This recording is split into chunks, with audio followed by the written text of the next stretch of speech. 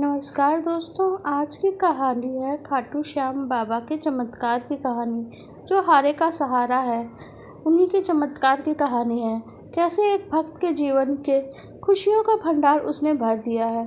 कोई हार जाता है और जब सारी उम्मीदें ख़त्म हो जाती है, तभी हमारे खाटू श्याम बाबा उनका सहारा बनते हैं। और ऐसी ही एक कहानी आज हम सुनेंगे। एक परिवार था जिसमें 3 भाई थे, आकाश, विकास और प्रकाश। और प्रेम में कोई ऐसा कमी नहीं थी। जीवन भी बहुत अच्छा चल रहा था।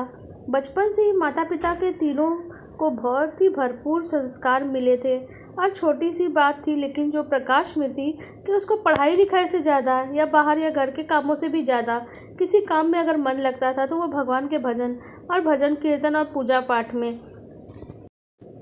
समय बीतता गया, प्रकाश का मन थोड़ा पढ़ाई में कम लगा, इसलिए बाकी भाइयों ने से उसके नंबर थोड़े कम आए। विकास और आकाश के नंबर उससे बहुत अधिक थे।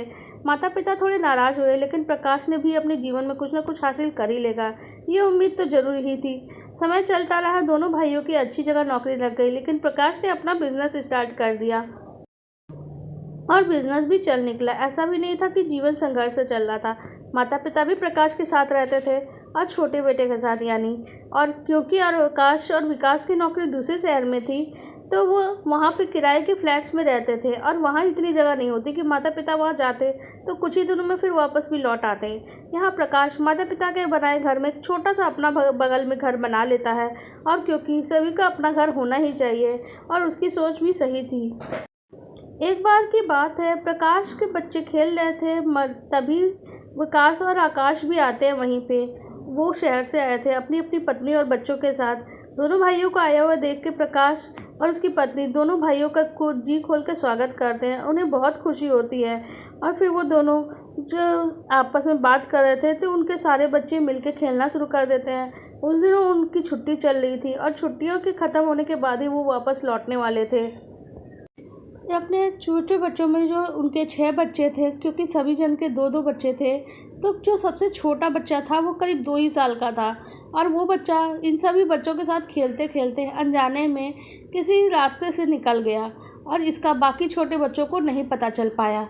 और वो लोग घर लौट आए। देखा प्रकाश ने कि सभी बच्चे तो हैं, लेकिन घर का सबसे छोटा बालक नहीं है। और अपने भाई बहन यानी उनके भाई बहनों से पूछा, बच्चों से, कि भाई तुम्हारा जो छोटा भाई था वो कहाँ गया है।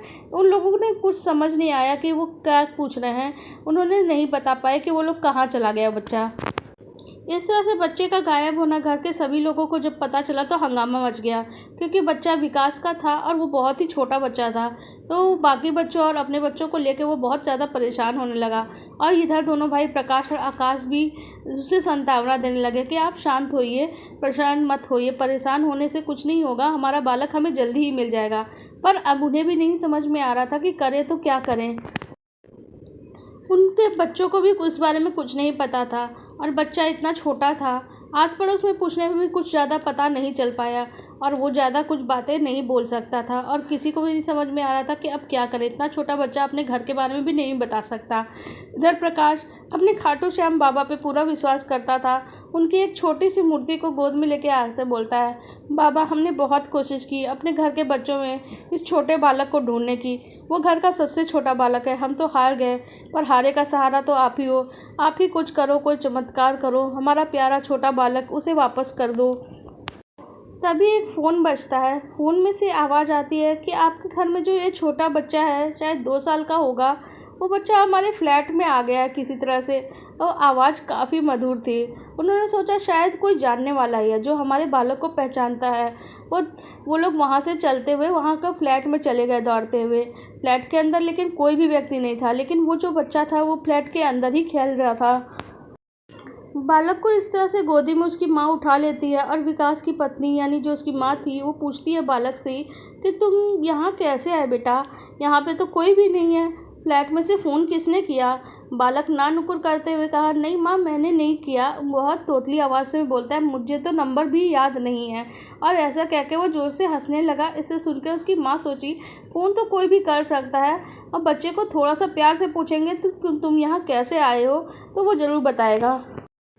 छोटा बालक थोड़ा डर गया माँ के डांट से, और माँ को लेकर थोड़ा उसने डरते डरते बताया कि एक जो भैया दीदी के साथ में खेल रहा था ना, तो वो सड़क पे से निकल गया था। वहाँ से एक बहुत बड़ी गाड़ी आ रही थी, तो मैं डर के भागने लगा। अब मुझे कुछ समझ में नहीं आ रहा था, मैं डर के रोने लग गया। तभी वहाँ पे एक बड़े अंकल आए जिनकी बहुत बड़ी बड़ी मूछें थी। उन्होंने मुझे गोदी में उठाया और बोला, मैं तुम्हें तुम्हारे घर पहुँचा दूँगा, लेकिन तुम्हारा घर तो बहुत दूर है। और उसके बाद वो अंकल ही मुझे यहाँ लेकर आए और उन्होंने कहा, ये मेरा घर है, जब तक मैं तुम्हारे मम्मी पापा को लेकर नहीं आऊँ तब तक तुम यहीं रहना। और तब तक तो फिर आप लोग आ गए और बालक इतना ही बता पाया। विकास ने सोचा शायद इस घर का मालिक कोई ऐसा व्यक्ति होगा जिसने जान लिया होगा कि ये हमारा बच्चा है और उसने ही हमें ये सूचना दे दी है। बालक को मिलने से सभी ने राहत की सांस ली। 6 दिन के बाद विकास और उसकी पत्नी की गाड़ी थी और उसके अगले दिन आकाश और उसकी पत्नी की गाड़ी थी। तो उन लोगों को रेलवे स्टेशन जाने के लिए जिस रास्ते से वो लोग जा रहे थे, वहाँ से कुछ गलियों से होकर उन्हें जाना था। और उन्हीं गलियों के बीच में एक बड़ा सा फ्लैट पड़ा हुआ था, जो फ्लैट जिसमें वो बच्चा उन्हें मिला था, उनका बालक। तो फ्लैट को दिखा के ही बच्चा ज़ोर ज़ोर से हंसने लगा और बोला। तभी वहाँ पे जो नीचे गार्ड खड़ा हुआ था, उन्हें देख के उन लोगों को ध्यान आया। उन लोगों ने पूछा, और आकाश और प्रकाश ने, भैया ये जो ऊपर वो 3 नंबर वाला फ्लैट है वो किसका है? वो भैया तो बहुत ही अच्छे हैं, लगता है कोई हमारे जानने वाले हैं। तो उस व्यक्ति ने कहा, गार्ड ने, ये फ्लैट तो अभी नहीं बिका है, ये फ्लैट तो हमारी पूरी बिल्डिंग में बिक गया सारे फ्लैट्स, बस ये फ्लैट अभी नहीं बिका है, सारे फ्लैट बिकने के बाद इसका अभी बिकना बाकी है। तो प्रकाश ने कहा, नहीं, शायद ये बिक चुका है, किसी बड़े बड़े मूँछों वाले व्यक्ति ने यहाँ पे रहते हैं, वही उसी ने हमारे बालक की रक्षा की थी। तो फिर वो गार्ड हंसने लगा, बोला, मैं तो किसी ऐसे व्यक्ति को यहाँ जाते आते नहीं देखता हूँ, यहाँ जो मकान मालिक हैं वही पूरे फ्लैट के मालिक हैं। हाँ, लेकिन उन्होंने एक बड़े बड़े मूँछों वाले बाबा यानी खाटू श्याम बाबा की मूर्ति हर फ्लैट में ज़रूर स्थापित कर रखी है।